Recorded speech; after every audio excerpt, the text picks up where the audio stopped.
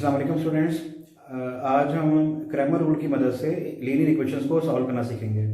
तो चलिए lecture start करते हैं। ये एक्सरसाइज 1.6 का क्वेश्चन नंबर 1 का पार्ट 8 है। ये इसमें हमें दो लीनियर इक्वेशंस गिवन है। एक 3x - 4y = 4 और x + 2y = 8। हमने सबसे पहले क्या करना है, इन दोनों इक्वेशंस को मैट्रिक्स फॉर्म में अरेंज करना है, मैट्रिक्स की शक्ल में अरेंज करना है। तो मैंने इसमें मेंशन किया हुआ है by writing in matrix form. सबसे पहला जो मैट्रिक्स में कॉलम आएगा वो वेरिएबल x के कोफिशिएंट्स होंगे 3, 1। उसके बाद जो सेकंड कॉलम है वो वेरिएबल y के कोफिशिएंट्स होंगे -4, 2। ये बहुत जरूरी है कि आपकी जो इक्वेशन है उसमें पहले जो है वेरिएबल x हो, उसके बाद वेरिएबल y और इक्वल के बाद जो है वो कांस्टेंट टर्म्स हों। और ये जो फर्स्ट आपकी जो मैट्रिक्स है इसमें जो पहला कॉलम है वो वेरिएबल x के कोफिशिएंट्स होने चाहिए और जो वेरिएबल y के कोफिशिएंट्स हैं वो उनका सेकंड कॉलम होना चाहिए। इनका ऑर्डर जो है आपने आगे पीछे नहीं करना है, ये लाजमी है।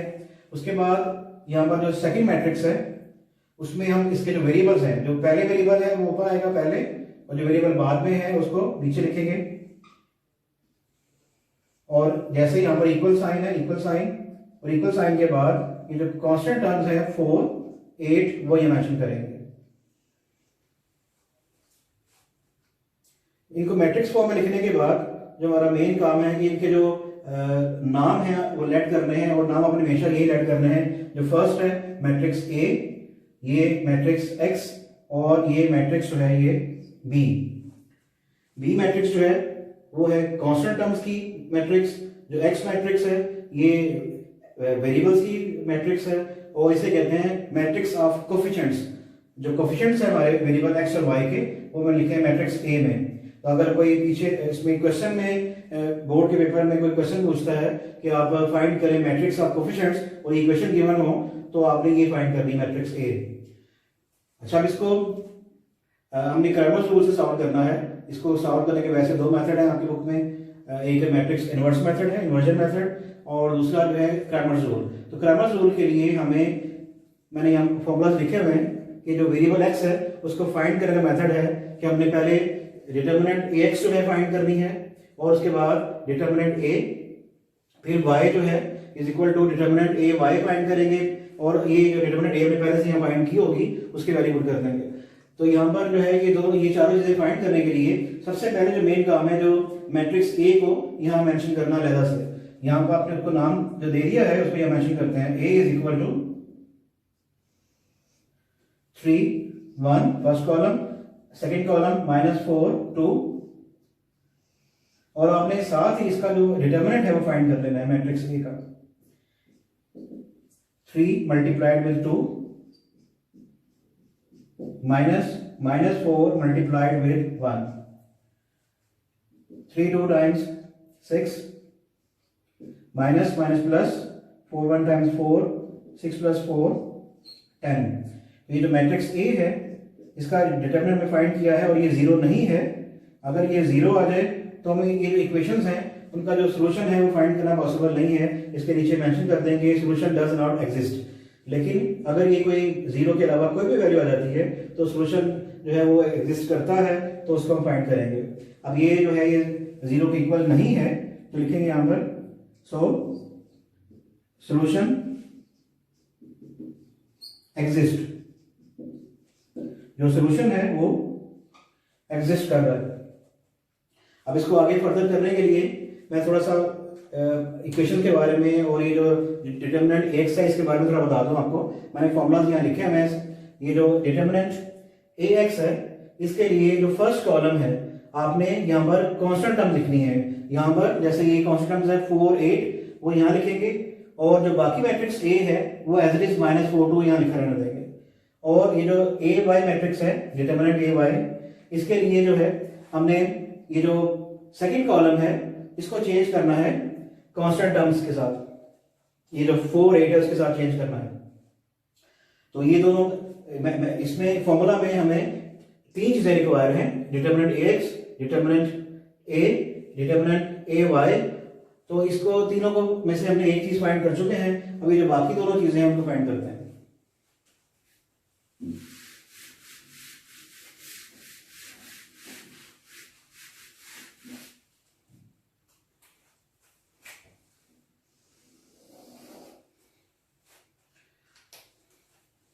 डिटर्मिनेंट AX,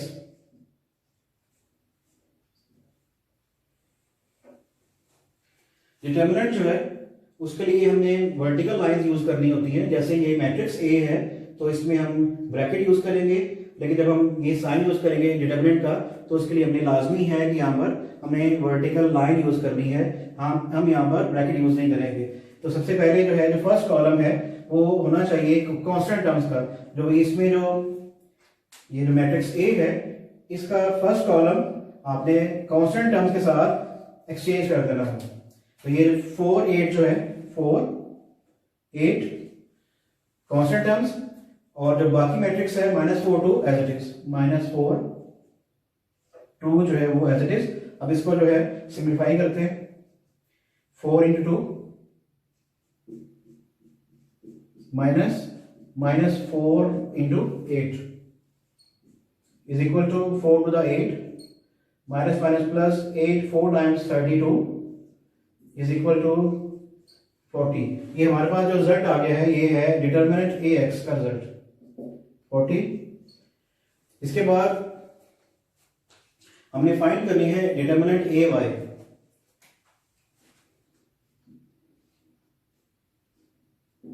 डिटर्मिनेंट AY में हमने ये जो मैट्रिक्स A है इसमें सिर्फ ये जो सेकंड कॉलम है जिसमें वेरिएबल y के कोएफिशिएंट्स हैं इनको आपने एक्सचेंज करना है इस मैट्रिक्स के साथ। ये जो कांस्टेंट टर्म्स है 4 8, जो फर्स्ट कॉलम है वो एज इट इज 3 1, ये एज इट इज आएगा यहाँ पर, और ये जो सेकंड कॉलम है -4 2 की जगह 4 8 4 and 8। अब इसको सिंप्लीफाई करते हैं, 3 × 8 minus 4 × 1 is equal to 8 3 24 minus 4 is equal to 20। देखिए जो क्रैमर्स रूल है उसमें वेरिएबल x फाइंड करने का फॉर्मूला है x is equal to determinant AX over A determinant, और वेरिएबल y फाइंड करने का जो फॉर्मूला है वो है determinant AY over A determinant. यानी कि हमें इसमें सिर्फ 3 चीजें रिक्वायर होती हैं, डिटर्मिनेंट AX, डिटर्मिनेंट AY और A डिटर्मिनेंट। अब ये जो वैल्यूज हमारे पास मौजूद हैं सारी इनको यहाँ पुट करते हैं। पहले x फाइंड करते हैं, x is equal to determinant AX, उसका रिजल्ट हमने फाइंड किया हुआ यहाँ पर 40, तो यहाँ पुट कर देंगे, divided by A determinant 10, x is equal to 10 4 times 40। इस तरह से हमारे पास x की जो वैल्यू है हमने बड़ी आसानी से फाइंड कर ली है। अब y फाइंड करते हैं, y is equal to determinant AY, इसका रिजल्ट है 20 डिवाइडेड बाई A डिटर्मिनेंट वो है 10, y is equal to 10 to the 20। इस तरह से हमने x और y दोनों फाइंड कर ली हैं। हमने अपना जो आंसर है एक सेट की फॉर्म में लिखना होता है, तो लिखेंगे यहाँ पर therefore solution set is equal to, सबसे पहले आप लिखना होता है वेरिएबल x, उसका जो रिजल्ट है 4, फिर आपने वेरिएबल y का रिजल्ट 2। क्योंकि ये एक ऑर्डर पेयर होता है, इसमें जो ये एक ऑर्डर पेयर की फॉर्म में लिखेंगे, इसमें पहले x वैल्यू होती है हमेशा और जो सेकंड वैल्यू हमेशा y वैल्यू होती है।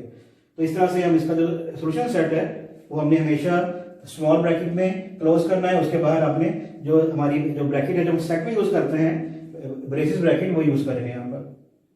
तो देखिए इस तरह से आसानी से जो है हमने इक्वेशन को सॉल्व कर लिया है। ये सबसे आसान मेथड है लीनियर इक्वेशन को सॉल्व करने का। अब आपने क्या करना है कि क्वेश्चन नंबर जो 1 है उसके जो पहले 8 पार्ट हैं, 8 के 8 पार्ट आपने सॉल्व करने हैं। इसमें 8 पार्ट हमने कर दिया है और जो बाकी के 7 पार्ट है वो आपने सॉल्व करने हैं।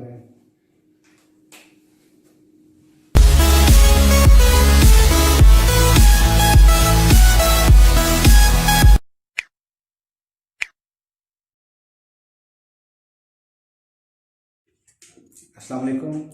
आज हम इनवर्स मेथड से लीनियर इक्वेशंस को सॉल्व करेंगे। इससे पहले वीडियो में हमने क्रैमर्स रूल की मदद से इक्वेशन को सॉल्व किया था। तो चलें इसको स्टार्ट करते हैं। मैंने आपकी आसानी के लिए, टाइम बचाने के लिए मैंने पहले से कुछ चीज़ें लिख के रखी हैं पहले से। जैसे मैंने क्वेश्चन को नोट किया हुआ है, दोनों इक्वेशन नोट की हुई हैं। 3x - 4y = 4, x + 2y = 8 हमें इक्वेशन गिवन है। अब हमने करना क्या है कि इसमें मौजूद जो वेरिएबल्स हैं x और y उनकी वैल्यूज फाइंड करनी है। ठीक है, तो सबसे पहला काम हमारा ये होता है कि जो मैट्रिसेस हैं ये उन्हें अरेंज किया जाए इन इक्वेशंस को इस्तेमाल करके। अभी जो उसका मेथड क्या होता है कि आपने सबसे पहले जो ये वेरिएबल x के जो कोफिशिएंट्स हैं उनको आपने फर्स्ट कॉलम में लिखना होता है। उसके बाद जो वेरिएबल y है उसके जो कोफिशिएंट्स हैं उनको आपने सेकंड कॉलम में लिखना होता है। उसके बाद आप इस मैट्रिक्स को मल्टीप्लाई करते हैं एक ऐसे मैट्रिक्स के साथ जिसमें ये दोनों वेरिएबल्स होने चाहिए। जो वेरिएबल पहले है उसको पहले होना चाहिए, जो वेरिएबल बाद में है उसको आपने नीचे लिखना है। इक्वल के बाद ये कांस्टेंट टर्म्स हैं 4, 8, हमने इसको, ये जो मैट्रिक्स है इक्वल के बाद ये है मैट्रिक्स ऑफ कांस्टेंट टर्म्स। हमने इनको मैट्रिक्स फॉर्म में लिखने के बाद हमने इन तीनों जो मैट्रिक्स हैं इनके नाम लिखने हैं और इनके नाम आपने ये फिक्स है कि जो फर्स्ट मैट्रिक्स है जिसे हम कहते हैं मैट्रिक्स ऑफ कोफिशिएंट्स, उसका नाम हम हमेशा ए लिखेंगे और जो मैट्रिक्स ऑफ वेरिएबल्स है उसे हम कैपिटल एक्स से डिनोट करेंगे और इक्वल के बाद ये जो कांस्टेंट टर्म्स हैं इनको हम हमेशा मैट्रिक्स बी का नाम देंगे। अब इनकी इसी ऑर्डर के लिहाज से ये ए पहले है, एक्स मैट्रिक्स उसके बाद है, इक्वल के बाद जो है ये मैट्रिक्स बी है। जिस तरह ऊपर जिस ऑर्डर में लिखे हुए हैं उसी ऑर्डर से उनके नाम ऐड कर लिए हैं। ठीक है, इसके बाद हमने मैट्रिक्स ए जो है उसको नीचे अलग से मेंशन करना है और उसका एडजॉइंट फाइंड करना है। एडजॉइंट में क्या करना होता है हमने कि ये जो डायगोनल एंट्रीज हैं इनकी प्लेस चेंज करते हैं, इनको इंटरचेंज करते हैं। यानी कि जो वैल्यू यहाँ फर्स्ट पे है उसको यहाँ लास्ट में लिखेंगे और जो लास्ट में वैल्यू है उसको यहाँ फर्स्ट में कर देंगे। और इसके बाद ये जो नॉन डायगोनल एंट्रीज है -4, 1, इनके साइन चेंज करेंगे। तो इसे कहते हैं एडजॉइंट फाइंड करना। Adjoint is obtained by interchanging diagonal entries and changing the sign of non diagonal entries. अब इसके बाद हम ये मैट्रिक्स ए जो है उसका डिटरमिनेंट फाइंड करेंगे ताकि हमें पता चले कि ये जो इक्वेशंस हैं इनका सॉल्यूशन जो है वो एग्जिस्ट करता भी है या नहीं है। तो सबसे पहले मैट्रिक्स ए जो है उसका डिटरमिनेंट फाइंड करते हैं। मैट्रिक्स ए उसका डिटरमिनेंट 3 × 2 -4 × 1। इसको सिंप्लीफाई करते हैं। 3 2 × 6 -, +4 1 × 4 और ये इक्वल है 10 के, जो कि 0 के इक्वल नहीं है। अगर हमारा जो डिटरमिनेंट है वो 0 के इक्वल आ जाए तो हम यहाँ लिखेंगे कि सॉल्यूशन जो है वो एग्जिस्ट नहीं करता या सॉल्यूशन डज नॉट एग्जिस्ट। लेकिन एग्जिस्ट कर रहा है यहाँ पर क्योंकि ये 10 इसका आंसर है। लिखेंगे सो सॉल्यूशन एग्जिस्ट। जो इसका इक्वेशन का सॉल्यूशन है वो फाइंड करना पॉसिबल है, एग्जिस्ट करता है वो। अच्छा, उसके बाद ये हमने ए फाइंड कर लिया, इसका एडजॉइंट, उसका डिटरमिनेंट। इसके बाद इसकी बात आती है इसके फॉर्मूला की कि हमने फॉर्मूला कौन सा इस्तेमाल करना है एक्स फाइंड करने के लिए। तो जो इसका फॉर्मूला है x = A इनवर्स b, यानी कि हमने मैट्रिक्स ए के इनवर्स के साथ मैट्रिक्स बी को हमने मल्टीप्लाई करना है। तो ये जो फॉर्मूला है इसकी जो डेरिवेशन है वो भी आपको मैं इसके वीडियो के लास्ट में जो है वो करके बताऊंगा कि ये जो फॉर्मूला है ये अरेंज कैसे हुआ है या ड्राइव कैसे हुआ है। ठीक है, तो सबसे पहले अब ये जो इक्वेशन है इसको दोबारा यहाँ लिखता हूं। x = A इनवर्स b और फॉर्मूला जो है A इनवर्स का उसको यहाँ लिखते हैं, वो है 1/A determinant multiplied with adjoint of matrix A into B matrix. ये जो 1/A determinant with adjoint of A है ये A इनवर्स का फॉर्मूला है। हम इसको A इनवर्स को दो तरह से लिखते हैं। A inverse = adjoint of A divided by matrix A जो है उसका डिटरमिनेंट। तो ये दो तरह से लिख सकते हैं, इस तरह भी लिख सकते हैं और इस तरह लिख सकते हैं। मैंने इसको इस तरह से क्यों लिखा है, इसका क्या फायदा होगा मैं इसको आगे जाकर देखते हैं। x = 1/A determinant. हमने ये फाइंड कर लिया है यहाँ पर, जो कि जिसका आंसर 10 है, वो यहाँ मेंशन करते हैं 1/10 इंटू जो एडजॉइंट है वो हमने यहाँ फाइंड किया हुआ है 2 4 -1 3, और इसके साथ मैट्रिक्स जो है वो B matrix 4 8 matrix of constant terms. अच्छा, इसमें जो मेजॉरिटी टीचर्स हैं वो पहले इसको 10 से डिवाइड करते हैं ताकि मुकम्मल ए इनवर्स फाइंड हो जाए, उसके बाद उसको बी से मल्टीप्लाई करते हैं। ठीक है, मेरा ये मानना है कि इसको अगर हम ये 10 से पहले मल्टीप्लाई या डिवाइड यहाँ से इसको 10 से ना करें, तो पहले अगर बी को इस ए से ए के डिवाइड से मल्टीप्लाई कर दें तो जो हमारा जो सोल्यूशन है वो आसान हो जाता है, क्योंकि अगर हम 10 से इन चारों वैल्यूज पर डिवाइड करते हैं तो यहाँ पर 4 जो है वो फ्रैक्शन आ जाएंगे, और जो फ्रैक्शन होते हैं वो अक्सर बच्चों को उनको सिंप्लीफाई करने में मुश्किल होती है। तो क्यों ना पहले जो है इसको एडजॉइंट को b से मल्टीप्लाई करते हैं, फिर लास्ट में 10 से डिवाइड करते हैं, ये ज्यादा आसान होगा। x is equal to 1/10 into, अब इसको एडजॉइंट को b से मल्टीप्लाई कैसे करेंगे, जो ये कंप्लीट रो है इसको कंप्लीट कॉलम से मल्टीप्लाई करेंगे। 2 multiply with 4 plus 4 multiply with 8, उसके बाद ये -1 है इसको 4 से मल्टीप्लाई करेंगे, -1 multiply with 4 plus 3 multiply with 8, x is equal to 1/10 into 4 2 times 8, इसको यहां आगे सिंप्लीफाई कर लेते हैं जगह सेव करने के लिए। 1/10 into 2 4 8 plus 8 4 32, 4 into -1 -4 plus 8 3 times 24, इनको ऐड करते हैं 32 प्लस 8 40 और 24 -4 20। तो देखें यहां पर हम जो है फ्रैक्शन से बच गए हैं, यहां पर इन दोनों को मल्टीप्लाई करने में यहां पर कोई भी फ्रैक्शन नहीं आया, और फ्रैक्शन जो है उन्हें जब हमें प्लस करना होता है या माइनस करना होता है तो हमें उनके जो डिनोमिनेटर होते हैं उनके एलसीएम से सॉल्व करना होता है, तो उसमें थोड़ी मुश्किल बच्चे फील करते हैं। तो क्यों ना इसको जो है इस तरह से कर लें ताकि इजीली हमें यहाँ पर हमें होल नंबर्स आ जाएंगे, उन्हें डिवाइड करना जो है वो ज्यादा इजी होता है। तो यहाँ पर 40 डिवाइड बाई 10 20 डिवाइड बाई 10, इस तरह से हमारे पास जो है x है उसका जो रिजल्ट आ गया हमारे पास 10 4 40 10 2 टाइम्स 20। जैसे ही मैट्रिक्स जो है ये सॉल्व हो जाए राइट साइड, तो ये जो लेफ्ट साइड पे मैट्रिक्स x है हमने इसको लेट किया हुआ है x y को, तो इसको जो है इसकी जगह वापस पुट करेंगे, ये x value y value is equal to 4 2। अब देखिए हम ये कह रहे हैं यहां पर ये दोनों जो मैट्रिसेस हैं ये इक्वल मैट्रिसेस हैं, तो इसको by the definition of equal matrices the two matrices are equal if the corresponding entries are equal. तो यहां पर ये जो x है उसको 4 के इक्वल होना चाहिए और जो y है उसको 2 के इक्वल होना चाहिए। तो this implies that x is equal to 4 and y is equal to 2। Therefore solution set consist of an ordered pair having entries 4 2। तो इस तरह से देखिए हमने बड़ी आसानी से फ्रैक्शन से बचते हुए हमने इसको सॉल्व कर लिया है और हमें कोई मुश्किल नहीं हुई, तो आप इसको कर सकते हैं। और यहाँ पर देखिए ये 3 चीजें मल्टीप्लाई हो रही हैं, हम इनमें से किसी को भी पहले 2 को मल्टीप्लाई कर सकते हैं।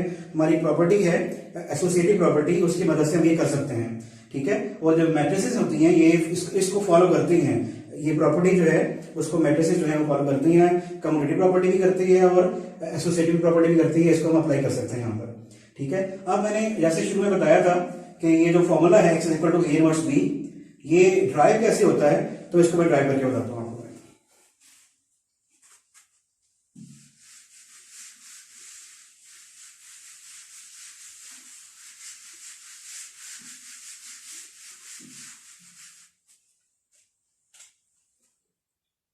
हमारे पास ये 3 मैट्रिसेस हैं, matrix A, X is equal to matrix B. इसी से हम इसको ड्राइव करेंगे, लिखेंगे A multiplied with the matrix X is equal to a matrix B.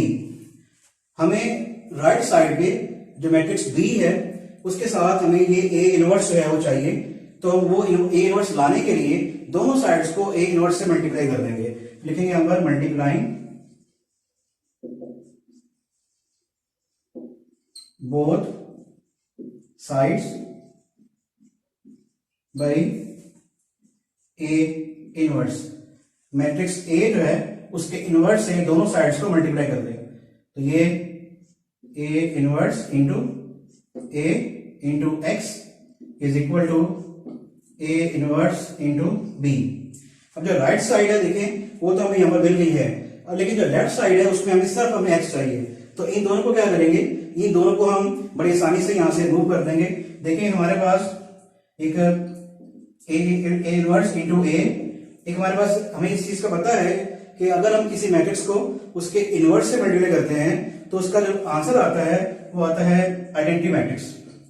Identity matrix या यूनिट मैट्रिक्स, जिसको हम मैट्रिसेस का वन भी कहते हैं। जैसे नंबर्स में हमारा एक वन है, तो कोई भी नंबर जब वन टाइम करते हैं तो उसका जो रिजल्ट है वो सेम नंबर आता है, वही आता है। ये वन की प्रॉपर्टी है मल्टीप्लिकेटिव आइडेंटिटी। इसी तरह से ये भी एक आइडेंटिटी है मल्टीप्लिकेशन की, जब किसी मैट्रिक्स को उसके इनवर्स से मल्टीप्लाई करेंगे तो उसका जो रिजल्ट है वो आई मैट्रिक्स आएगा। जैसे हम यहाँ पर 5 को उसके इनवर्स से मल्टीप्लाई करें तो 1 आता है, उसी तरह से अगर हम ए इनवर्स को ए से मल्टीप्लाई करें तो मैट्रिक्स आई आती है, जो मैट्रिसेस का 1 है। और ये 1 जो है हमारा नंबर्स का 1 है, जिसकी एक बड़ी खास जो है वो खूबियां इसके अंदर। अब इस प्रॉपर्टी को यहां पर यूज करते हुए ये ए इनवर्स इंटू ए जो है ये हो गया I into X is equal to A inverse B. अब देखें जैसे मैंने बताया आपको कि नंबर जो होते हैं उनको अगर हम 1 टाइम्स करते हैं तो वो नंबर खुद आता है। जैसे 10 1 टाइम्स 10, 100 1 टाइम्स 100। तो उसी तरह से ये जो आई है ये मैट्रिक्स का 1 है, तो जो एक्स है वो 1 टाइम्स या एक्स आई टाइम्स जो है वो एक्स के इक्वल होगा, is equal to A inverse B. तो देखिए इस तरह से हमने ये फॉर्मूला जो है वो ड्राइव कर लिया है और सिंपल हमने दोनों साइड्स को ए इनवर्स से मल्टीप्लाई किया। यहाँ पर मैट्रिक्स आ गई हमारे पास आई मैट्रिक्स, यूनिट मैट्रिक्स जिसे कहते हैं। और यूनिट मैट्रिक्स के साथ किसी मैट्रिक्स को मल्टीप्लाई करें तो वो मैट्रिक्स भी चेंज नहीं होती। जैसे अगर हम मैट्रिक्स आई को मल्टीप्लाई करें किसी मैट्रिक्स ए से तो वो मैट्रिक्स ए रिजल्ट आएगा हमारा। अगर हम किसी मैट्रिक्स बी को मल्टीप्लाई करते हैं आई से तो उसमें कोई चेंज नहीं आएगा, वही मैट्रिक्स आएगी B into I, matrix is equal to B. इसी तरह से हमने यहाँ पर मैट्रिक्स आई जो है उससे मल्टीप्लाई किया है एक्स के साथ, तो हमारा जो आंसर आया है वो एक्स मैट्रिक्स खुद आ गई है। तो ये बिल्कुल वही प्रॉपर्टी है जैसे नंबर्स में 1 की होती है। तो देखिए इस तरह से हमने आसानी से ये ड्राइव भी कर लिया फॉर्मूला, ये इसी तरह से ड्राइव होता है। और हमने इनवर्स मेथड जो है उसको आसानी से सीख लिया कि कैसे क्वेश्चन को सॉल्व करने के लिए इस्तेमाल किया जा सकता है।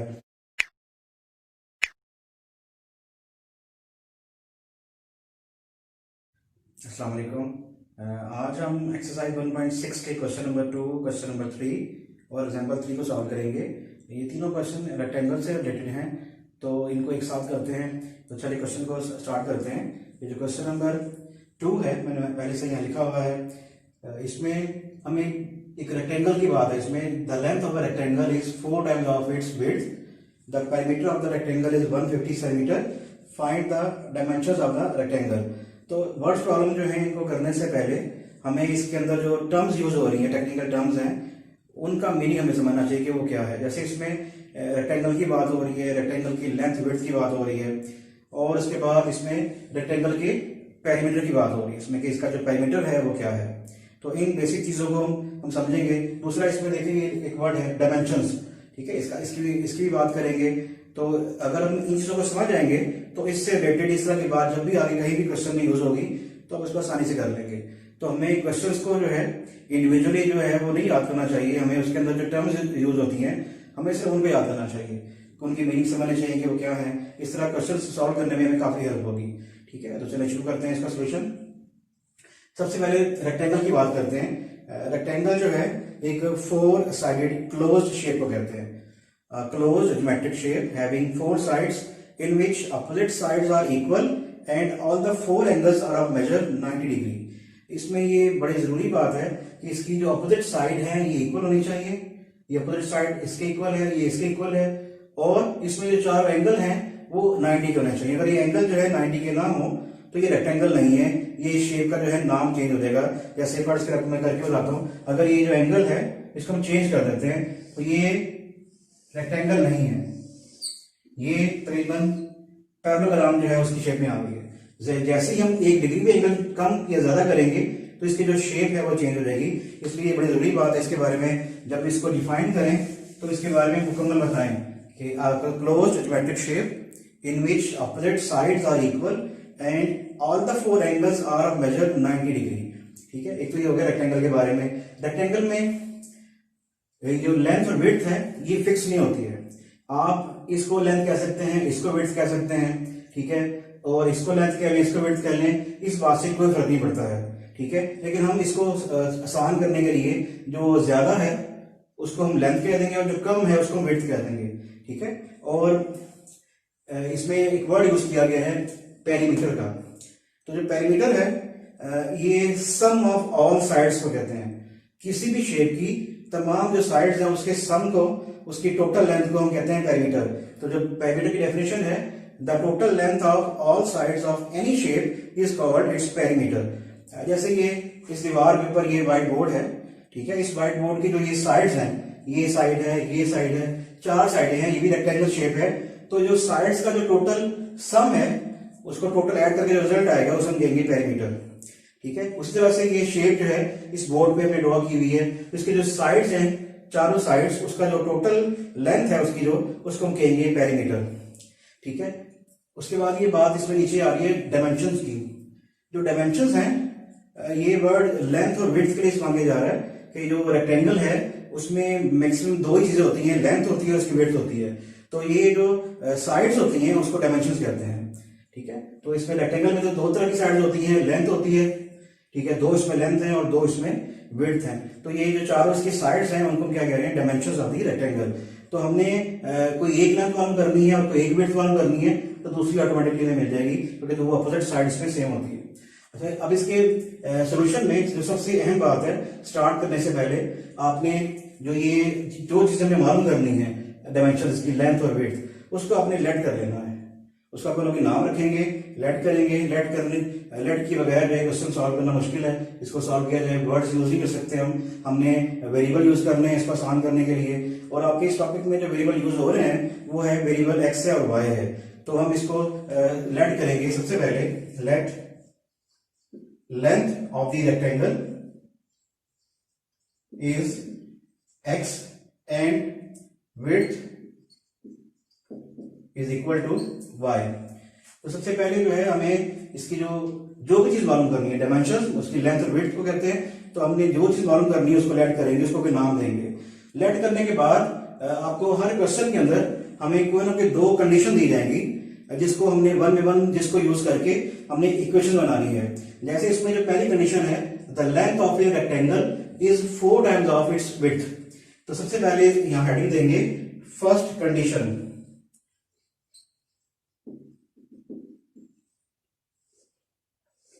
जो पहली कंडीशन है उसमें लिखा हुआ है यहां पर जो लेंथ है वो इक्वल है 4 टाइम्स ऑफ विड्थ। जो लेंथ है विड्थ का 4 टाइम्स है। जैसे वर्ड्स में लिखा होता है हमने वैसे यहां लिखना होता है। और इसमें बच्चे अक्सर मुझसे पूछते हैं कि सर हमने ये 4 जो है वो हमने लेफ्ट साइड पे क्यों मल्टीप्लाई किया, राइट साइड पे क्यों मल्टीप्लाई किया है। ठीक है, जैसे मैंने शुरू करने से पहले बताया कि हमने इसमें जो रेक्टेंगल है इसमें एक साइड कम होती है, एक ज्यादा होती है। तो इसमें जो कम साइड उसको हमने विड्थ कह दी, जो ज्यादा उसको हमने लेंथ कह दी है। ठीक है, और हम जो ज्यादा साइड और उसी का इसमें जिक्र है कि जो लेंथ है वो रेक्टेंगल से 4 टाइम ज्यादा है। तो इसको जो है इसी तरह से करेंगे। जैसे 8 है, इसको अगर इक्वल करना हो 2 के, तो जो चीज कम है उसको मल्टीप्लाई करेंगे 4 से, 4 to the 8।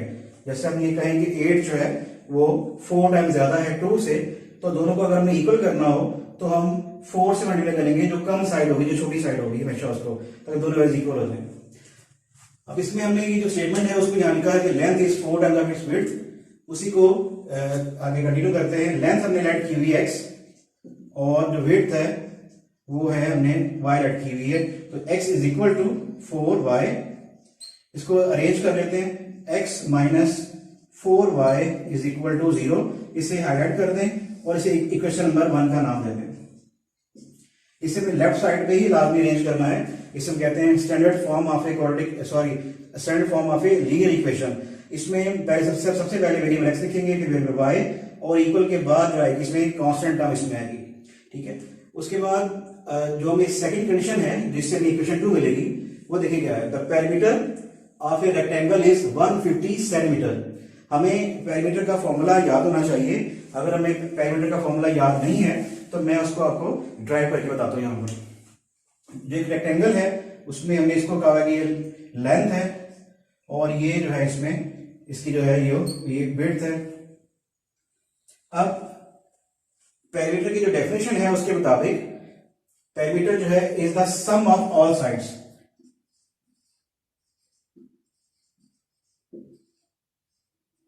Is equal to sum of all sides. ये किसी भी शेप के लिए फॉर्मूला है। जब भी हमें किसी भी शेप का पेरीमीटर फाइंड करना हो तो उसके जो साइड्स हैं उनको ऐड करके उनका सम निकालना है। तो हमें पेरीमीटर जो है उसको फाइंड करने के लिए हमें साइड्स को सम करना होता है। तो साइड इसमें क्या है हमारी, लेंथ प्लस लेंथ और विड्थ प्लस विड्थ। अब ये 1 + 1 2 टाइम्स लेंथ और 1 + 1 2 टाइम्स विड्थ। अगर यहां से 2 कॉमन लें तो ये बाकी है लेंथ प्लस विड्थ। तो आपने ये खुद ही जो है इसका फॉर्मूला ड्राइव कर लिया है 2 टाइम्स लेंथ प्लस विड्थ। तो हमें जो है इस फॉर्मूला अगर याद नहीं है तो हमें पता है कि जो पेरीमीटर है साइड्स के सम को कहते हैं, तो हम फॉर्मूला भी खुद बना सकते हैं, ठीक है। अब इस फॉर्मूला को यहाँ यूज करेंगे। हमारी जो सेकंड कंडीशन है उसकी हेडिंग देंगे यहाँ पर, second condition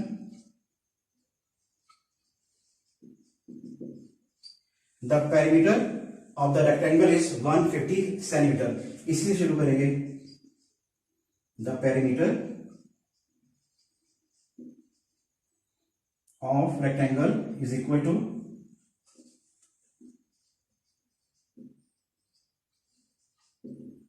150 centimetre.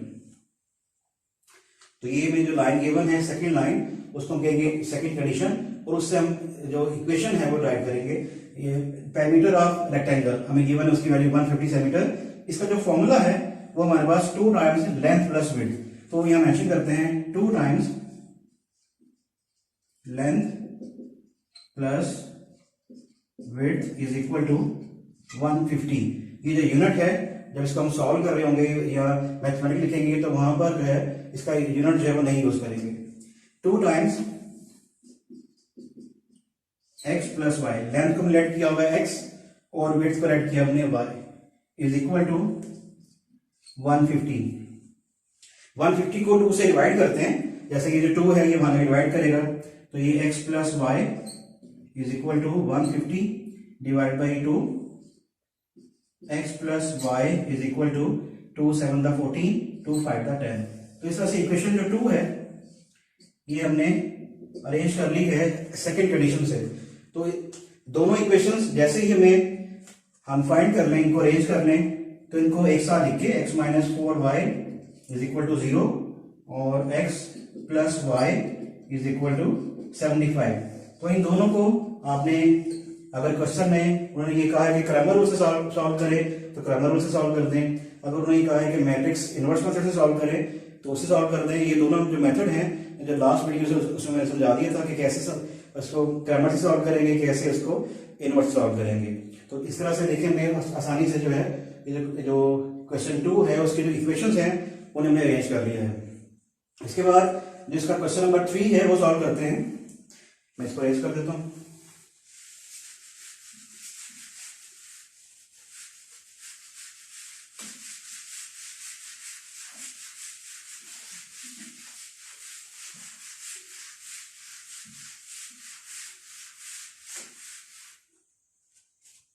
Question number जो 3 है वो हमें गिवन है 2 sides of a rectangle differ by 3.5 centimeter. Find the dimensions of the rectangle if the perimeter is 67 centimeter.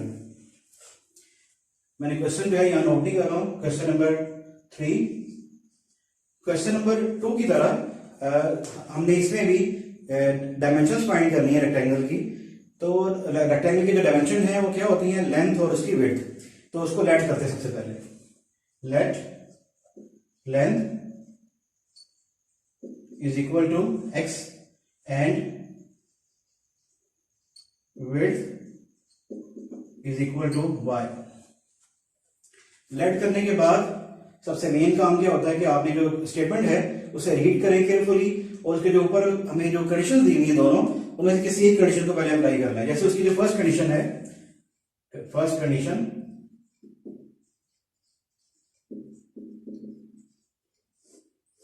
The two sides of a rectangle differ by 3.5 centimetre. Differ जो है वो difference को कहते हैं कि अगर हम एक चीज से दूसरी माइनस करें तो जो रिजल्ट आता है उसे उसका डिफरेंस कहते हैं। जैसे हम ये कहते हैं कि जो 10 है -8 इज इक्वल टू 2। तो ये जो हम इसको हम इस तरह से रीड कर सकते हैं, the two sides 10 and 8 differ by 2, कि जो 10 है उसमें अगर 8 माइनस करें तो 2 मिलेगा। वहां उसमें डिफरेंस जो है वो हमें गिवन है 3.5। यानी कि जैसे फर्स्ट करेंगे, ये अगर 8.5 एक नंबर है, -15 कोई नंबर है, तो इसको इसमें से माइनस करें तो ये 3.5 जो है हमें क्या मिल गया, डिफरेंस मिल गया। तो ये फर्स्ट करें लेंथ है, ये फर्स्ट करें उसकी विड्थ है। The two sides differ by 3.5 centimetre. ये उसकी फर्स्ट जो इक्वेशन है, फर्स्ट जो कंडीशन है वो हमें गिवन, जिससे हम फर्स्ट इक्वेशन को ड्राइव करेंगे। तो यहां से इसको यूज करते हैं इस बात को, और वहां पर इक्वेशन बनाते हैं। सबसे पहले फर्स्ट कंडीशन के according to sides differ by 3.5 centimetre. तो इस बात को हम लिखेंगे x minus Y is equal to 3.5, और इसको मार्क कर दें, इसको हाईलाइट कर दें। ये आपकी क्वेश्चन नंबर 1 है। और इसमें जो लेंथ है, जैसे बताया कि हम ज्यादा जो साइड है उसको लेंथ कह देंगे, जो कम उसको विड्थ कह देंगे। तो इस हमने ज्यादा में से कम को माइनस करना है, हमने विड्थ में से लेंथ को माइनस नहीं करना यहां पर, ठीक है। तो लेंथ जो है minus width is equal to 3.5। अब इसकी जो सेकंड कंडीशन है,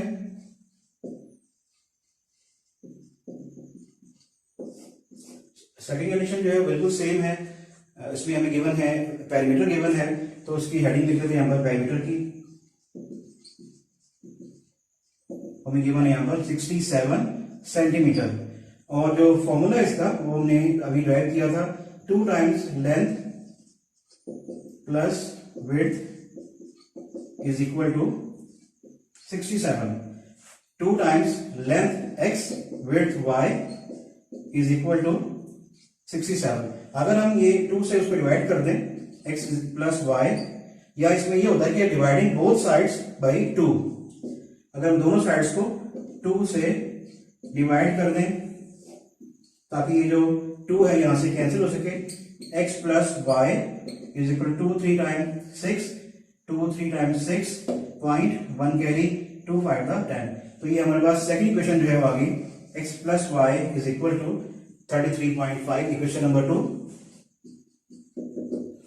इन दोनों को फाइंड करने के बाद, इक्वेशंस को अरेंज करने के बाद, हम इनको लिखेंगे एक साथ, x minus Y is equal to 3.5 and x plus Y is equal to 33.5।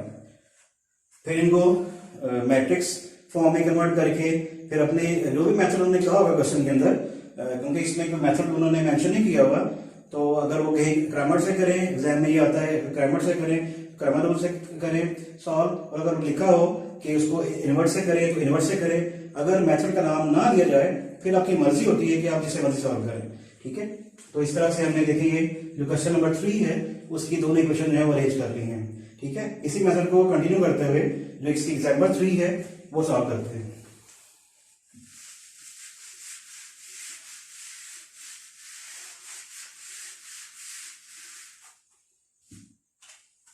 Example 3,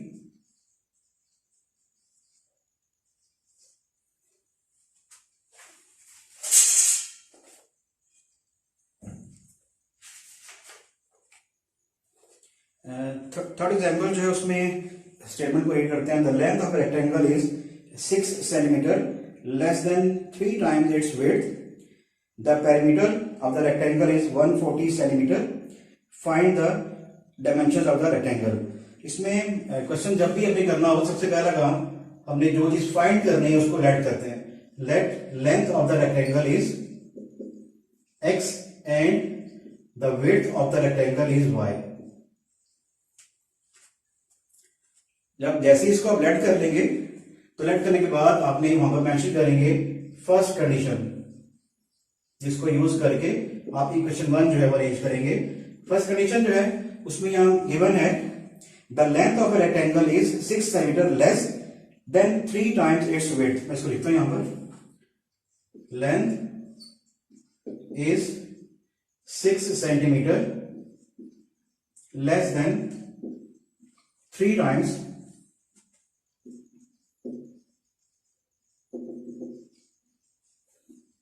of width. जो लेंथ है वो 6 सेंटीमीटर जो है वो कम है उसकी विड्थ के 3 टाइम्स से। तो जिस तरह से इसने यहां पर ये लिखा हुआ है हमने उसी को हमने उसी अंदाज से लिखना होता है। जैसे हमने लेंथ जो है उसको हमने कहा हुआ है कि वो है x है, उसको x को यहां लिखेंगे सबसे पहले और इसके अकॉर्डिंग जो है वो y को हम उसमें अरेंज करेंगे।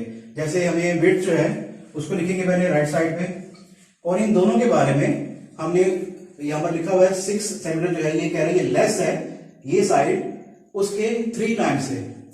तो विड्थ का जो 3 टाइम्स है उसको करते हैं यहां पर 3 टाइम्स ऑफ विड्थ और ये जो x है ये लेस है तो ये तभी इक्वल होंगे, हम राइट साइड से भी लेस कर देंगे। तो आपको आपने ये जरूरी है कि आपने एक वेरिएबल को लेफ्ट साइड पे फिक्स कर दें और जो भी इसमें कंडीशंस दी हुई हैं उनको राइट साइड पे अप्लाई कर दें। अगर यहाँ लिखा होता 6 सेंटीमीटर मोर तो हम उसको 6 उसमें ऐड करते और क्योंकि इसमें लेस लिखा हुआ है तो इसको माइनस करेंगे, ठीक है। और जो टाइम्स है उतने टाइम्स हमें मल्टीप्लाई करना होता है। जैसे 3 टाइम्स है तो 3 से मल्टीप्लाई करेंगे जितने टाइम्स गिवन हो। तो ये देखिए हमने अरेंज कर लिया इसको। अब इसको स्टैंडर्ड फॉर्म में लिखते हैं x minus 3y is equal to -6। ये हमारी इक्वेशन नंबर 1 और जो इक्वेशन 2 है वो सेम है तीनों क्वेश्चन में कि उसमें हमें पैरामीटर को हमने यूज करना है। Second condition parameter is equal to इसमें 140 सेंटीमीटर गिवन है हमें। पैरामीटर का जो फॉर्मूला में ड्राइव किया था 2 times length plus width is equal to 140।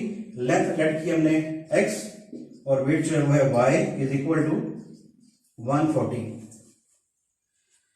अब ये 2 से डिवाइड करते हैं दोनों साइड्स को। 2 into X plus Y is equal to 140 divide by 2 and 2 into X plus Y divide by 2 cancel, x plus Y is equal to 17। तो देखिए इस तरह से हमने जो इक्वेशन 2 है वो भी अरेंज कर ली है। अच्छा इन क्वेश्चन के बारे में एक बार जो है नहीं बता सका आपको पहले। जो बाकी क्वेश्चन है हमारे क्वेश्चन नंबर 1 के जो 8 पार्ट्स हैं उनका जो आंसर है वो आप सेट की फॉर्म में लिखेंगे स्मॉल ब्रैकेट में, पहले x वैल्यू फिर y वैल्यू का आंसर लिखेंगे। लेकिन ये जो क्वेश्चन नंबर 2 है, question number 2, question number 3, question number 4, question number 5, question number 6, ये जो क्वेश्चन है ये वर्ड्स प्रॉब्लम की क्वेश्चन है। इसमें इसका जो आंसर है जो इसकी एंडिंग है वो आपने स्टेटमेंट के साथ ही करनी है, उसमें वर्ड्स यूज करने हैं आपने। जैसे फर्स्ट करें हमने इस क्वेश्चन जो है इसकी अगर हमने लेंथ और विड्थ फाइंड की हो तो फर्स्ट करें हमारा इसका जो x है वो वैल्यू आ गई हमारे पास 51 और जो y है वो आ गया हमारे पास 19। हमने अगर इसको सॉल्व किया है और हमारा x जो है वो आ गया 51 और y इसमें आ गया 19। तो इसको हमने यहां नहीं लिखना, ऐसे नहीं लिखना हमने, हम इसको लिखेंगे वर्ड्स में। तो लिखेंगे therefore length of the rectangle is 51 centimetre and width is equal to 19 centimetre. और आपने कोशिश करनी है कि जो ये जो एंडिंग है ये आप उससे करें, मार्कर से लिखें, हाईलाइट करके लिखें, ठीक है। और जो इक्वेशंस हैं इन्हें भी मार्कर से लिखें, ठीक है। और ताकि जो पेपर चेक करने वाला है उसकी जो नजर है वो सीधी इन चीजों पे पड़े, और अगर खुदा न वास्ता कहीं पर कोई छोटी मोटी मिस्टेक हो भी गई है तो वो इग्नोर हो जाएगी। आपकी मिस्टेक करनी नहीं है लेकिन हो जाती है, पेन स्लिप जिसे कहते हैं कि बाद कोई छोटी मोटी मिस्टेक हो जाती है बच्चों से, लेकिन आपने उनको अगर हाईलाइट करके करेंगे तो वो आपकी जो मिस्टेक है वो इग्नोर हो जाएगी, ठीक है। तो मुझे उम्मीद है कि आपको इन क्वेश्चन की समझ आ गई होगी। तो इसके जो अगले क्वेश्चन है इंशाल्लाह वो नेक्स्ट कल करेंगे।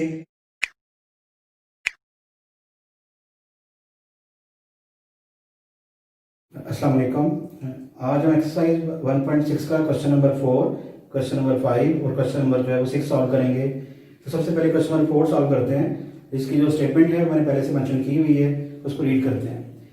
The third angle of an isosceles triangle is 16 degree less than the sum of the two equal angles. Find the three angles of the triangle. इस क्वेश्चन में हमें ट्राइंगल के 3 एंगल्स फाइंड करने हैं, तो उसको फाइंड करने से पहले थोड़ा सा ट्राइंगल को डिस्कस करते हैं। जैसा कि इसमें जिस ट्राइंगल का जिक्र है उसका नाम है isosceles ट्राइंगल। एक ऐसी ट्राइंगल जिसकी 2 साइड्स जो हैं वो इक्वल होती हैं। A triangle in which any 2 sides are equal, then the triangle is called isosceles triangle.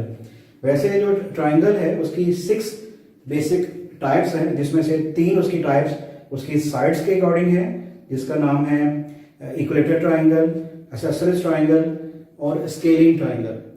उसके अलावा उसकी 3 टाइप्स हैं जो उसके एंगल्स के अकॉर्डिंग हैं। जैसे कि उसमें सबसे पहले बड़ी most important right angle triangle, a triangle in which one angle is of measure 90 degrees. उसके अलावा एक्यूट एंगल ट्राइंगल जिसमें तीनों एंगल हैं वो लेस देन 60 होने चाहिए। और एक और है थर्ड टाइप एंगल के लिहाज से, वो है obtuse angle triangle, a triangle in which any one of the angles is obtuse. Obtuse mean greater than 90 and less than 180। तो इस तरह से 6 टाइप्स हैं, लेकिन ये जो टाइप है ये साइड्स के अकॉर्डिंग है। Triangle in which any 2 sides are equal. जैसे मैंने यहाँ पर एक ट्राइंगल ड्रा की हुई है, इसमें ये दोनों साइड्स इक्वल साइड्स हैं। ये जो मार्क है ये इक्वल का मार्क है यहाँ पर, और ये उनकी थर्ड साइड है, इसलिए ये जो उसका अपोजिट एंगल है इसको हम कहेंगे थर्ड एंगल। और ये दोनों साइड जो इक्वल साइड्स हैं उनके अपोजिट एंगल दोनों जो हैं इक्वल होंगे। ये इस ट्राइंगल की प्रॉपर्टी है आइसोसेलेस ट्राइंगल की, कि इसमें जो इक्वल साइड्स हैं उनके जो अपोजिट एंगल्स हैं वो इक्वल होते हैं। इस तरह से जो ट्राइंगल है इक्विलेटरल ट्राइंगल, उसके जो तीनों एंगल हैं वो भी इक्वल होते हैं, और वो तीनों के तीनों जो हैं वो 60 डिग्रीज के होते हैं, ठीक है। यहाँ पर इसकी जो वैल्यू है वो तो फिक्स नहीं होती, ठीक है, लेकिन ये फिक्स है कि ये दोनों की जो वैल्यू है वो सेम होगी। जो एंगल बेस पे, इसको साइड का नाम है बेस, जो थर्ड एंगल के अपोजिट साइड है, जो इन दोनों साइड से साइज में ज्यादा भी हो सकती है, और जैसे मैंने यहाँ पर इसको थोड़ा कम ड्रॉ किया हुआ है कम भी हो सकती है, ठीक है। जो थर्ड साइड है, ये दोनों साइड इक्वल, और ये थर्ड साइड, और थर्ड साइड जो है उसका नाम होता है बेस, और उसके जो अपोजिट एंगल है उसको हम कहते हैं थर्ड एंगल। तो चलिए इसको सॉल्व करते हैं। सॉल्व करने का मैंने आपको जैसे बताया था कि सबसे पहले हमने जो चीज फाइंड करनी हो उसे लेट किया जाता है, उसे सपोज किया जाता है, उसे फर्स्ट किया जाता है। तो सबसे पहले हम एंगल्स को लेट करते हैं। Let X Y and Y be the required angles.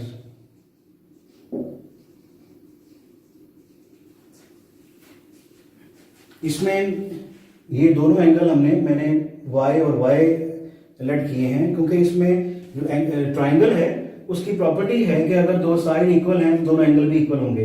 इसलिए अगर हमने इसको y कहा है तो इससे हमें x और x कहना पड़ेगा, ठीक है।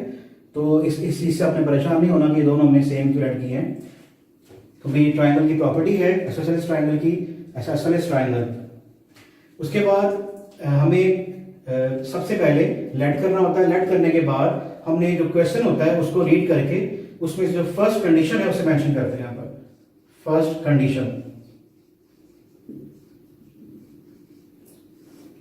कंडीशन जो है वो इसकी फर्स्ट लाइन जो है, the third angle of an isosceles triangle is 16 degree less than the sum of the two equal angles. जो थर्ड एंगल है वो बाकी दोनों जो इक्वल एंगल है उनके सम से, सम ऑफ इक्वल एंगल्स, उनके सम से 16 डिग्री लेस है। जैसे कि मैंने आपको पहले भी बताया था कि अगर आपने इनको लेट करना हो तो आपने एक साइड पे किसी एक चीज को आपने लेट करके लिखना होता है, और जो बाकी सारी बातें जो हैं वो आपने दूसरी साइड पे अप्लाई करनी होती है। जैसे इसमें थर्ड एंगल को हमने एक्स लेट करके यहाँ लिखना है एक साइड पे एक्स, और जो बाकी बातें जो है वो लिखी हुई है कि ये 60 डिग्री लेस है दोनों के सम से, सम ऑफ टू इक्वल एंगल्स। तो इक्वल जो है वो है y प्लस y, उनके सम से 16 डिग्री लेस। अगर यहाँ मोर होता लिखा हुआ तो उसमें ऐड करते हैं, ये लेस है तो माइनस करेंगे। अब इसको हमने सिंप्लीफाई करना है, इसको सिंप्लीफाई करते हैं। x is equal to 1 plus 1 2y minus 16। इसको रीअरेंज करते हैं स्टैंडर्ड फॉर्म में, x minus 2y is equal to minus 16। ये आपकी इक्वेशन नंबर 1 है, इसे आप इक्वेशन नंबर 1 का नाम देते हैं। उसके बाद हमें यहाँ पर सेकंड कंडीशन इस क्वेश्चन में जो कि नहीं दी हुई, जो क्वेश्चन नंबर 2 था उसमें भी गिवन थी, क्वेश्चन नंबर 3 में भी गिवन थी, एग्जाम्पल 3 में भी गिवन थी। सेकंड कंडीशन इसमें गिवन नहीं है, क्योंकि इसमें जो है जो उसको पता है कि बच्चों को इस बात का पता होना चाहिए कि जो कोई भी ट्राइंगल है उसके जो एंगल्स का सम होता है वो 180 डिग्रीज होता है। तो उसको अपने यहाँ एज ए सेकंड कंडीशन जो है वो अप्लाई करना है, या अपने खुद ही से आपको याद रखना पड़ेगा। वो क्वेश्चन में ये चीज गिवन नहीं है और ना ही वो पेपर में देंगे। तो सेकंड कंडीशन जो है वो है sum of angles of a triangle is equal to 180 degrees. ये आपने खुद से याद करके रखना है और फिर इसको क्वेश्चन में आपने यूज करना है। अब एंगल्स जो है उनका सम, अब एंगल्स में कौन कौन से हैं? Angle x plus y is equal to 180। Degree की जो साइन है उसको हम रिमूव कर देंगे। जब हम इसको लिखेंगे मैथमेटिकली लिखेंगे तो उसकी हमें जरूरत नहीं होगी यूनिट की। तो x plus 1 2y is equal to 180, ये आपकी सेकेंड इक्वेशन है। अब इन दोनों इक्वेशंस को मैंने स्टैंडर्ड फॉर्म में लिख दिया है, पहले वेरिएबल x फिर y और इक्वल की राइट साइड पे कांस्टेंट वैल्यू।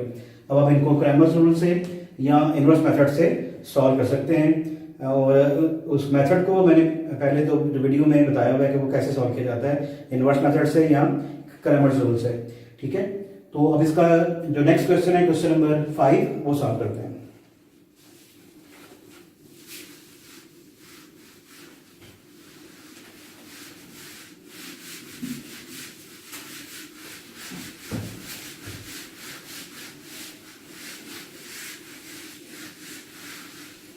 क्वेश्चन नंबर जो 5 है उसकी स्टेटमेंट में रीड करते हैं। क्वेश्चन नंबर जो 5 है, one acute angle of a right triangle is 12 degree more than the twice the other acute angles. Find the acute angle of the right triangle. Question number 5, इसमें जिस triangle का जिक्र है वो है राइट ट्राइंगल। एक ऐसी ट्राइंगल जिसमें जो एक एंगल है वो होगा 90 डिग्रीज का। एक ऐसी ट्राइंगल इसमें वैसे एक ही एंगल पॉसिबल होता है 90, दो एंगल पॉसिबल नहीं होते। तो इसमें एक एंगल 90 है तो बाकी जो दोनों एंगल हैं वो 90 से कम होंगे। इसमें से किसी एक को आप नेम दे दें x और दूसरे को नेम दे दें y।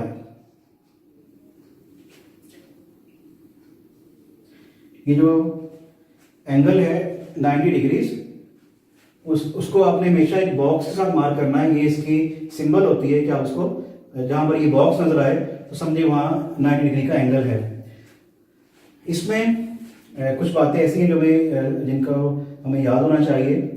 एक तो अभी हमने एक फॉर्मूला यूज किया था कि एंगल्स के जो तीनों एंगल हैं किसी भी ट्राइंगल के, उनका जो सम है वो होता है 180 डिग्रीज। अगर इसमें ये एंगल 90 है तो जो बाकी दोनों रह गए हैं इनका जो सम है वो भी 90 होना चाहिए। जैसे ये x और y जो है ये इक्वल होना चाहिए 90 डिग्रीज के, क्योंकि ये 90 है और इन दोनों को मिला के 90, और टोटल जो है इस तरह से x प्लस वाई प्लस 90 जो है ये इक्वल हो गया 180 डिग्रीज। यानी कि आपने इस चीज को, एंगल की जो ये प्रॉपर्टी है, इसको आपने सेकंड इक्वेशन के तौर पर आपने इस्तेमाल करना है। अब सबसे पहले हमने जो चीजें फाइंड करनी तो उनको कोई नाम देना होता है, उनको लेट करते हैं। Let x and y be the required acute angles।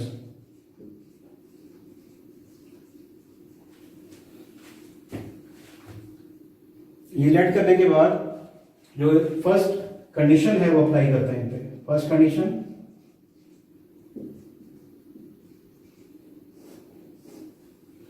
First condition उसमें जो गिवन है वो, उसको एक बार मैं दोबारा रीड कर लेता हूं।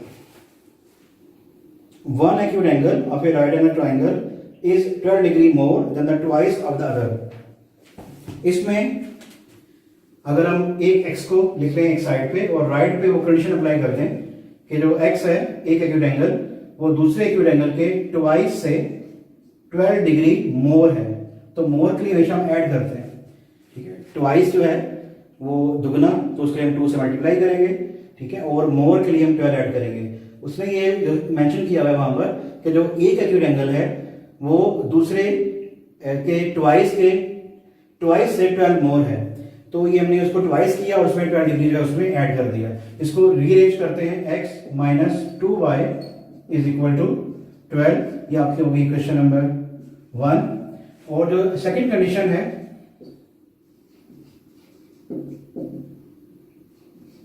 मैंने यहां पर वो पहले इसमें बता दिया था कि इसको कैसे आपने लिखना है। तो x और y जो है इनका जो सम है वो हम यूज करेंगे 90 डिग्री। सेकंड कंडीशन, या आप इसको भी यूज कर सकते हैं कि जो सम ऑफ एंगल्स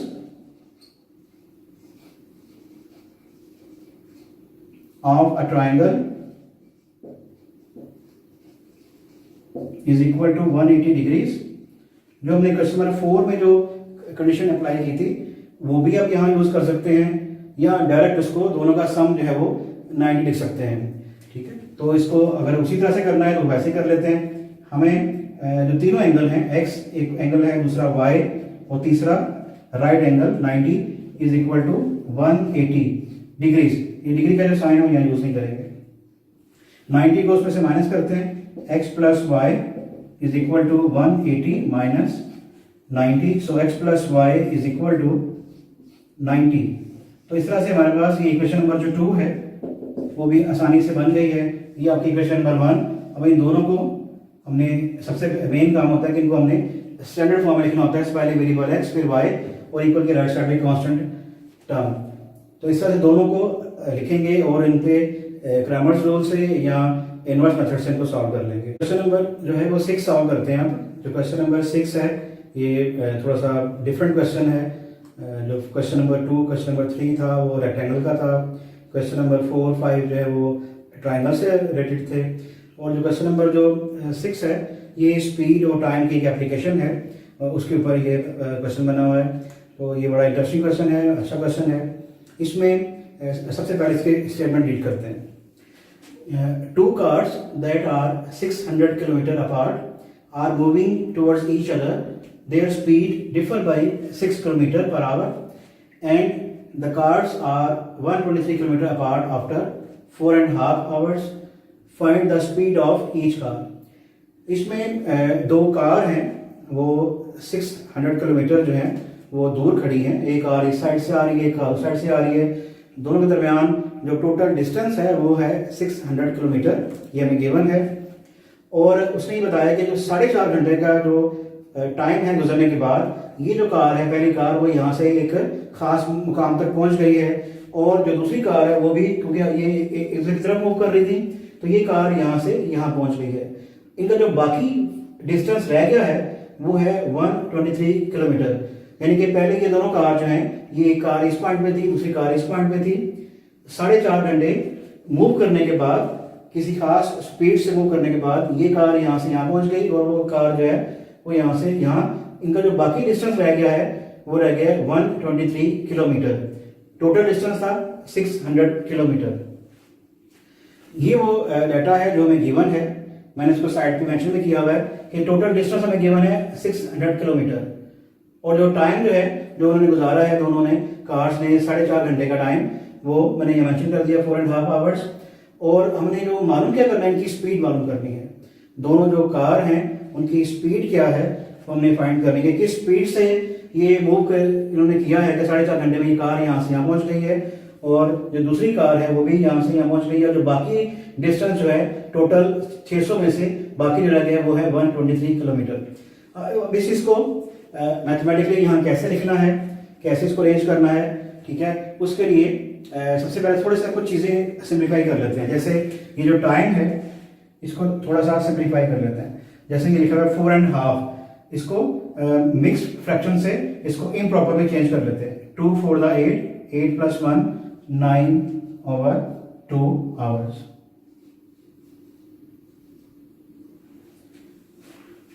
और इसके नीचे मैंने फॉर्मूला लिखा हुआ है स्पीड का। स्पीड का जो फॉर्मूला है वो है डिस्टेंस ओवर टाइम।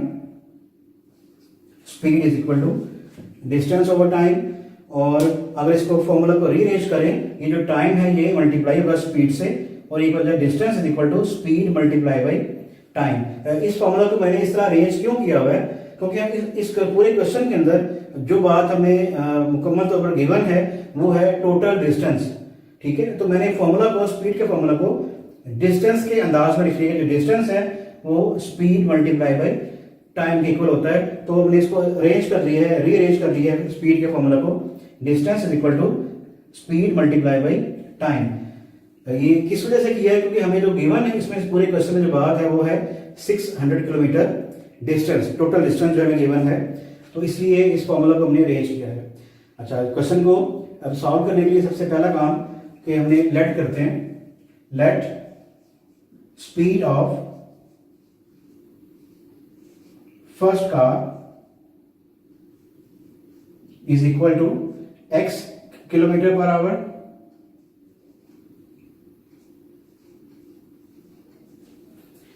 और उसके बाद स्पीड ऑफ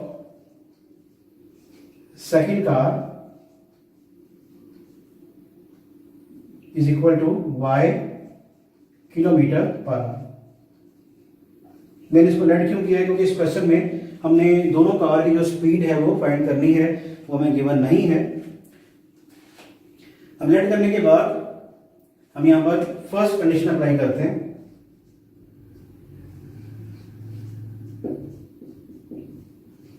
जो फर्स्ट कंडीशन है वो ही इसमें जो है वो मेन जो है वो चीज है, या थोड़ी सी कह लें डिफिकल्ट है, ठीक है। इसको अरेंज कैसे करना है आपने, जो चीज हमें गिवन है टोटल डिस्टेंस, उसी को यहां पर एज ए इक्वेशन जो है वो अरेंज करते हैं, ठीक है। तो सबसे पहले यहां लिखते हैं distance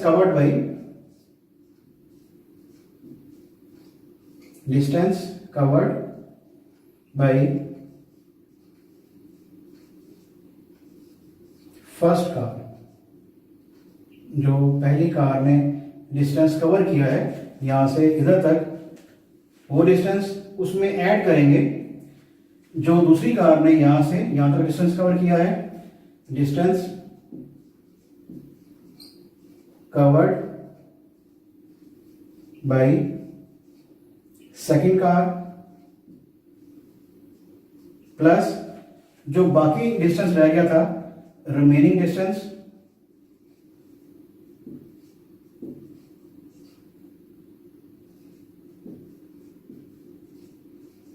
is equal to total distance.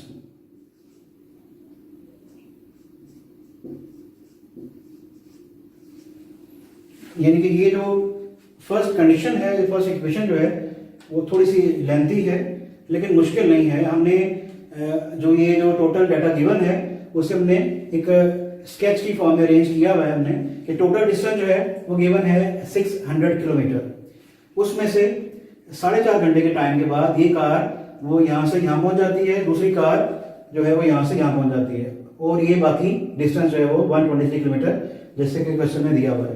तो इसी चीज को मैंने, ये 3 हिस्से हैं, ये पहला हिस्सा कार जो है यहाँ से यहाँ कैसे पहुंची, ठीक है, दूसरी कार यहाँ से यहाँ पहुंच गई, और तीसरा जो है ये बाकी का जो डिस्टेंस है, तीनों को ऐड करें तो टोटल डिस्टेंस के इक्वल इसको होना चाहिए, जो कि मैंने यहाँ लिखा है, ठीक है। अब ये जो चीज है distance covered by first car, इसको कैसे लिखना है, यहाँ पर कैसे यूज करना है। देखिए हमारे पास जो फॉर्मूला है डिस्टेंस का वो होता है स्पीड मल्टीप्लाई बाई टाइम। तो जो हमारी जो फर्स्ट कार है उसकी स्पीड लेट की हमने x speed multiply with time. Time जो है वो है 4.5 आवर्स, और जो कि मैंने अरेंज किया है 9/2 आवर्स, 9/2। तो ये जो फर्स्ट मैंने मेंशन किया यहाँ पर, ये है distance covered by first car, उसकी स्पीड मल्टीप्लाई बाई टाइम जो उसने यूज किया।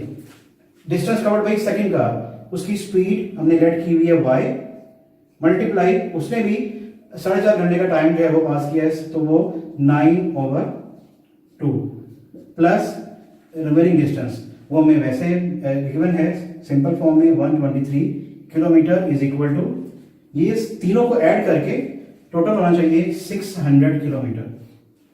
इसको अब सिंप्लीफाई कर लेते हैं। ये जो 9/2 है, अगर इसको हम कॉमन लेते हैं यहाँ पर 9/2 taking common, remaining x plus y is equal to 600 minus 123, 9/2 into x plus y as it is 600 में से 123 माइनस कर लेते हैं, तो 600 minus 123 is equal to 10 minus 3 7, remaining 9 minus 2 7, 5 minus 1 4, 6 से कैरी लिया 10 को दिया, ठीक है, और 10 में से 3 7, और यहाँ 9 में से 2 7, और 5 में से 1 4। तो जो रिमेनिंग डिस्टेंस है हमारे पास वो आ गया 477 माइनस करने के बाद। अब इसमें ये जो 2 है ये यहाँ डिवाइड कर रहा है, उसे जाके मल्टीप्लाई करेगा, और जो 9 है ये यहाँ मल्टीप्लाई करेगा, वहां जाके डिवाइड करेगा। या ऐसा कर लें कि दोनों साइड्स को हम, इसको यहाँ से रिमूव करने के लिए दोनों साइड्स को 2/9 से मल्टीप्लाई कर लेते हैं, multiply both sides with 2/9।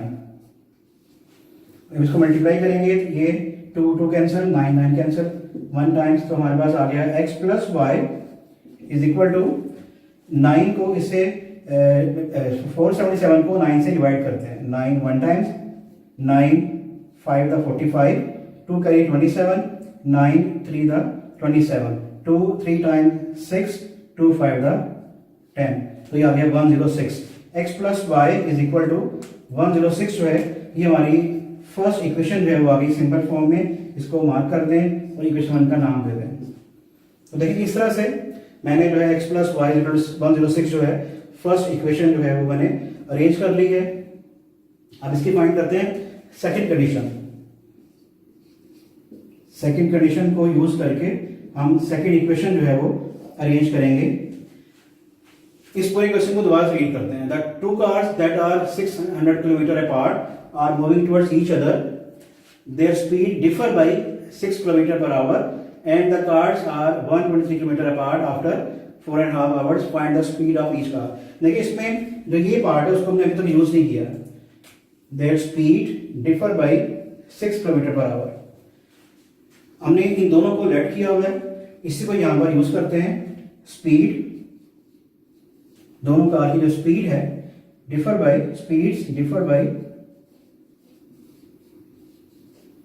6 kilometre per our. इसी कंडीशन को यूज करते हुए स्पीड का डिफरेंस जो है उनकी दोनों की कार की स्पीड का डिफरेंस हुआ है 6 किलोमीटर पर आवर, यानी कि x minus Y is equal to 6। किसी भी चीज का जो डिफरेंस है वो हम सब्ट्रैक्ट करके माइनस करके फाइंड करते हैं। तो अगर जो फर्स्ट कार है उसकी स्पीड x है, दूसरे की y है, तो दोनों का जो डिफरेंस है उसे बताया हुआ है 6 किलोमीटर पर आवर। तो देखिए इस तरह से मैं दोनों जो इक्वेशंस हैं अरेंज कर ली हैं, इक्वेशन 1 इक्वेशन 2। अब हम इसको क्रैमर्स रूल या इनवर्स मेथड से आसानी से सॉल्व कर सकते हैं।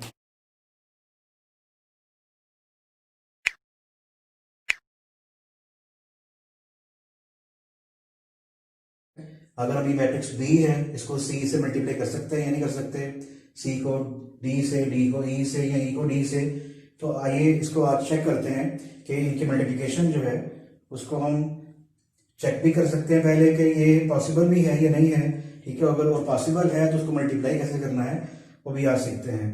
तो सबसे पहले ये जो मैट्रिक्स ए है इसको बी से मल्टीप्लाई करना सीखते हैं। सबसे पहले ए और बी जो मैट्रिक्स है उनके जो नेम्स है लिख लें उसके लेफ्ट साइड पे, और मैट्रिक्स ए का जो ऑर्डर है वो है 2/2, वो यहाँ मेंशन करते हैं 2/2। हमने इसको मल्टीप्लाई करना है मैट्रिक्स बी के साथ, तो उसका ऑर्डर है 2 रोज 1 कॉलम 2/1। अगर ये मिडल वैल्यूज जो हैं ये दोनों सेम है, अगर ये सेम है तो मल्टीप्लिकेशन पॉसिबल है, और इनका जो रिजल्ट है वो किस तरह का होगा, ये 2/1, ये जो फर्स्ट और लास्ट वैल्यू है ये 2/1, यानी कि हमारा जो आंसर आएगा मल्टीप्लाई करने के बाद उसमें 2 रोज होंगी और 1 कॉलम होगा।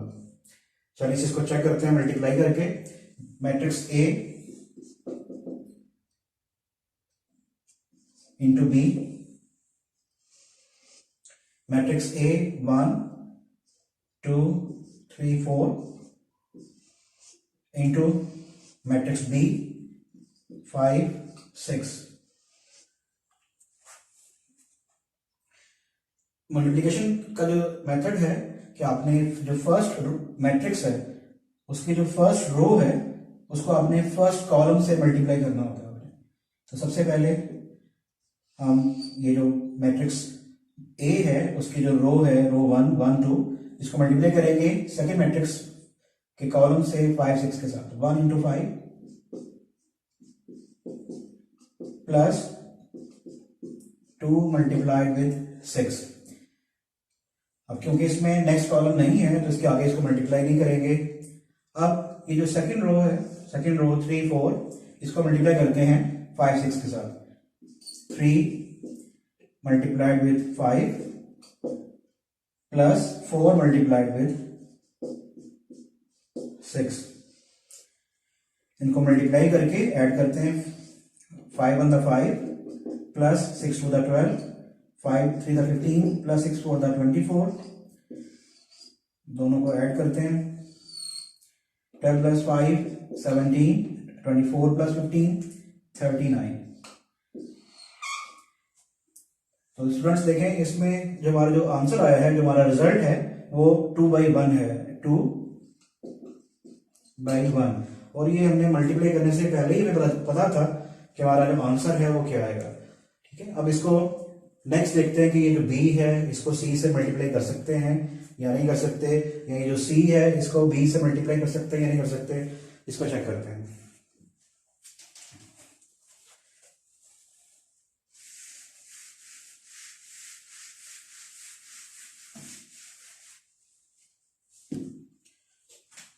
B into C,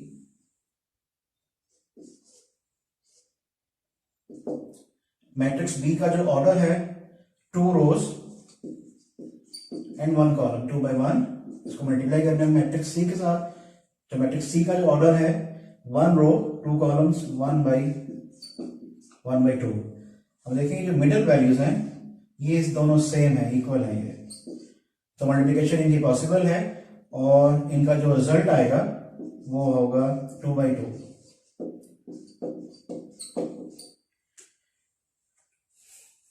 B into C, B 5 6 multiplied with 1 2 matrix having entries 1 2। अब देखें इसका जो रिजल्ट है वो 2/2 आना है, और जो रूल है हमारा मल्टीप्लाई का वो नहीं चेंज होगा कि हमने जो रो है फर्स्ट रो इसको फर्स्ट कॉलम से मल्टीप्लाई करेंगे, फिर इस फर्स्ट रो को सेकंड कॉलम से मल्टीप्लाई करेंगे।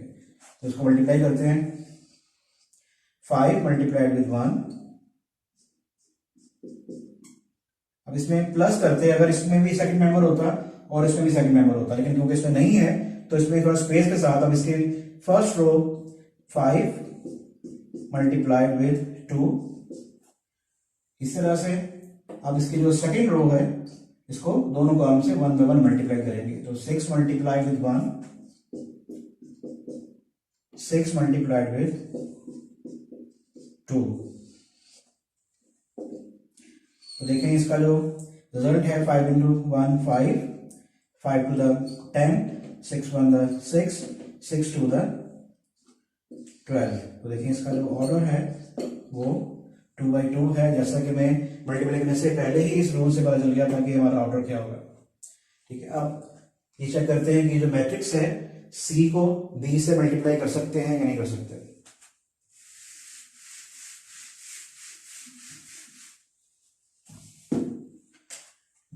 हमने मैट्रिक्स सी को अगर मल्टीप्लाई करना हो बी से, तो सबसे पहले जो मैट्रिक्स सी है इसका ऑर्डर लिखेंगे। Order of matrix C is 1 by 2, 1 row 2 columns multiplied with a matrix B. इसका जो ऑर्डर है वो है 2 बाई 1, 2 बाई 1। तो देखिए ये जो मिडल वैल्यूज हैं, दरमियान में जो ये वैल्यूज हैं दोनों, ये सेम है, तो हम मल्टीप्लाई कर सकते हैं और मल्टीप्लिकेशन जो है इनकी पॉसिबल है। और ये रिजल्ट जो है हमारा उसका जो ऑर्डर होगा वो होगा 1 बाई 1। चलिए इसको चेक करते हैं। मैट्रिक्स सी को बी से मल्टीप्लाई करते हैं। मैट्रिक्स सी 1 2 इंटू मैट्रिक्स बी 5 6। जो हमारा रूल है मल्टीप्लाई का कि हमने जो कंप्लीट रो है उसको कंप्लीट कॉलम से मल्टीप्लाई करना होता है। तो ये जो रो है 1 2, इसको 1 multiply with 5 plus this 2 multiply with 6। अब इसमें ना नीचे रो है ना इसमें नेक्स्ट कॉलम है, तो ये मल्टीप्लिकेशन हमारी यहां पर मुकम्मल हो गई। अब इसको सिंप्लीफाई करते हैं। 1 इंटू 5 5 प्लस 6 टू द 12। इनका जो सम है 12 प्लस 5 17। और देखिए इसका जो ऑर्डर है वो 1 बाई 1 है। हमें मल्टीप्लाई करने से पहले इसके ऑर्डर का पता था। तो इस तरह से हमने ये मैट्रिक्स सी को बी से मल्टीप्लाई किया। बच्चे इसको अक्सर सॉल्व करते हुए, मल्टीप्लाई करते हुए हेजिटेट करते हैं, जो कि नहीं करना चाहिए। आप इसको रूल को फॉलो करें और इसके अकॉर्डिंग उसको मल्टीप्लाई करते हैं।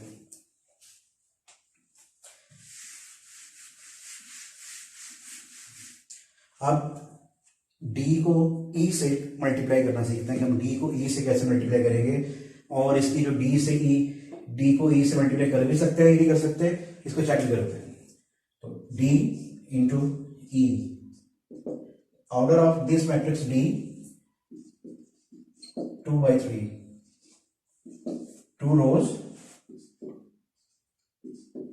3 कॉलम्स।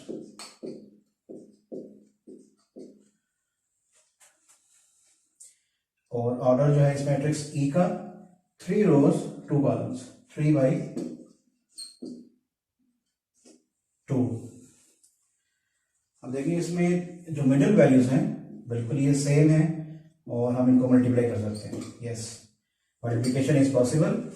और हमारा जो रिजल्ट आएगा उसका जो ऑर्डर होगा वो 2 बाई 2 होगा।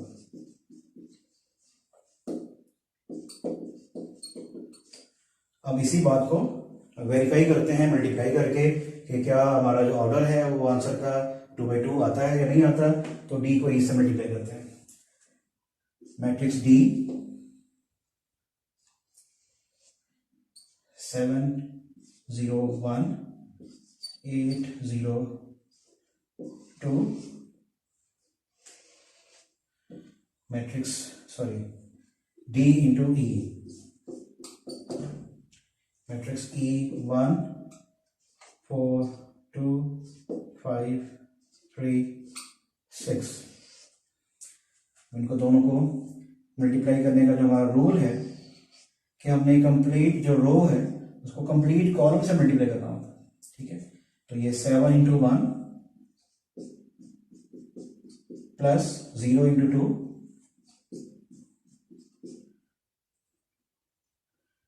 Plus 1 into 3। थोड़ा सा स्पेस देंगे। अब ये जो फर्स्ट रो है इसको सेकंड कॉलम से मल्टीप्लाई करेंगे। तो 7 multiplied with 4 plus 0 multiplied with 5 1 multiplied with 6 bracket close. अब ये जो सेकंड रो है, सेकंड रो को दोनों कॉलम्स के साथ 1 बाय 1 मल्टीप्लाई करेंगे। 8 multiply with 1 plus 0 multiplied with 8 multiply with 4, 0 multiply with 5 and 2 multiply with 6। अभी जो सेकंड रो है इसको सेकंड कॉलम से मल्टीप्लाई करेंगे।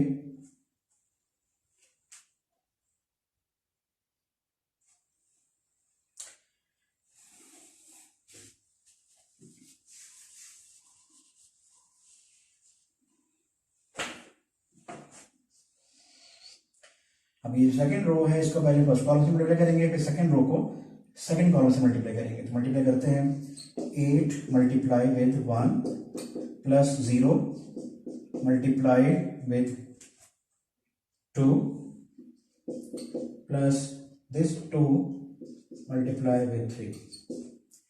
इसे जो सेकंड रो है इसको सेकंड कॉलम से मल्टीप्लाई करते हैं। 8 मल्टीप्लाई विद 4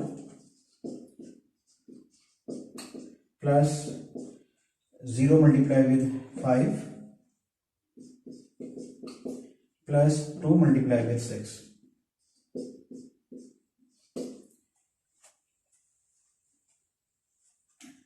इस मल्टीप्लिकेशन में कोई मिस्टेक तो नहीं है। इसको चेक करने का मेथड ये भी होता है कि ये जो सेकंड वैल्यूज हैं उनको नीचे सेम होना चाहिए, जो ऊपर वैल्यू है वो बिल्कुल सेम नीचे होनी चाहिए, सिर्फ सेकंड वैल्यूज। इनको मल्टीप्लाई करके ऐड करते हैं। 7 1 times 7 plus 0 plus 3, 7 4 times 28 plus 0 plus 6, 8 1 times 8 plus 0 plus 6, 8 4 times 32 plus 0 plus 12, and the final result 7 plus 3 10, 28 plus 6 34, 8 plus 6 14, and 32 plus 12 44, and order of resultant matrix is 2 by